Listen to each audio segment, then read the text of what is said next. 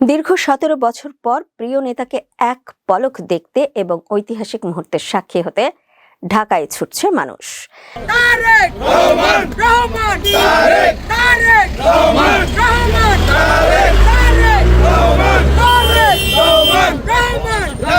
বিএনপির ভারপ্রাপ্ত চেয়ারম্যান তারেক রহমান দীর্ঘ 17 বছরের নির্বাসিত জীবন শেষে দেশে ফিরছেন।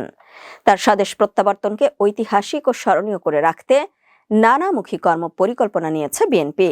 তাকে গণ অভ্যর্থনা জানাতে পূর্বাঞ্চলের 300 ফিট এলাকা সংলগ্ন সড়কে জোরে সোরে চলছে মঞ্চ তৈরির কাজ, যা এরই মধ্যে একেবারেই শেষ পর্যায়ে। আগামীকাল 25 ডিসেম্বর বৃহস্পতিবার স্ত্রী ও কন্যা সহ দুপুর 12টায় হযরত শাহজালাল আন্তর্জাতিক বিমানবন্দরে অবতরণ করবেন বিএনপির ভারপ্রাপ্ত চেয়ারম্যান। বিমানবন্দর থেকে দলের স্থায়ী কমিটির সদস্যদের সঙ্গে তিনি সরাসরি পূর্বাঞ্চলের 300 ফিট এলাকার সংবর্ধনা স্থলে যাবেন। সেখান থেকেই এভার কেয়ার হাসপাতালে চিকিৎসাধীন মা ও বিএনপি চেয়ারপারসন বেগম খালেদা জিয়ার সাথে কিছু সময় কাটিয়ে গুলশানের বাসভবনে যাওয়ার কথা রয়েছে। পূর্বাঞ্চলের 300 ফিটে বাঁশ ও কাঠ দিয়ে তৈরি হয়েছে 48 ফুট বাই 36 ফুটের বিশাল মঞ্চ। প্রায় শেষ পর্যায়ে রয়েছে মঞ্চের কাজ। এরই মধ্যে এলইডি স্ক্রিনও লাগানো হয়েছে। মঞ্চের দুই পাশে তাঁবু স্থাপন করা হয়েছে। রাস্তার ল্যাম্প পোস্টে লাগানো হয়েছে মাইক। রাজধানীর কুড়িল থেকে সংবর্ধনা মঞ্চের পরবর্তী অংশ পর্যন্ত রাস্তার দুই ধারে তারেক রহমানকে স্বদেশে স্বাগত জানিয়ে ব্যানার ফেস্টুনও লাগানো হয়েছে। এদিকে দলের দ্বিতীয় শীর্ষ নেতা তারেক রহমানের ঐতিহাসিক প্রত্যাবর্তনকে কেন্দ্র করে বিএনপির সর্বত্রই এখন বইছে আনন্দের জোয়ার। তার দেশে ফেরার 2 দিন আগে থেকে বিভিন্ন জেলা থেকে ঢাকার সংবর্ধনা স্থলে জড়ো হন বিএনপির নেতাকর্মীরা। তবে দূর দূরান্ত থেকে আসা অনেকেই মঞ্চের আশেপাশে অবস্থান করবেন বলেও জানা গেছে। নেতাকর্মীরা বলছেন তারেক রহমানকে স্বাগত জানাতে বিশাল সমাগম ঘটবে। তাই প্রিয় নেতাকে এক নজর দেখতে এবং তার কথা শুনতে আগেই চলে এসেছেন তারা।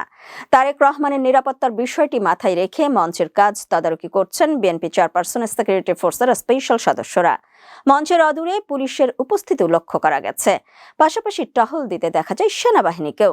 বিএনপির ভারপ্রাপ্ত চেয়ারম্যানের স্বদেশ প্রত্যাবর্তন উপলক্ষে 10টি রুটে স্পেশাল ট্রেন পরিচালনা করা হবে এবং নিয়মিত চলাচলকারী একাধিক ট্রেনে অতিরিক্ত কোচ সংযোজন করা হবে।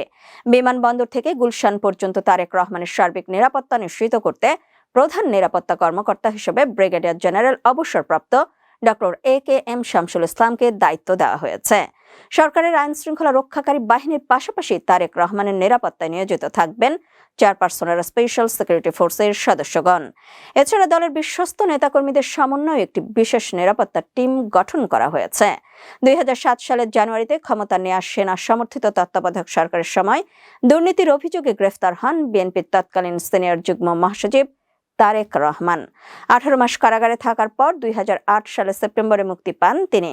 চিকিৎসার জন্য 11 সেপ্টেম্বর লন্ডনের উদ্দেশ্যে পরিবারের সদস্যদের নিয়ে ঢাকা ছাড়েন তারেক রহমান।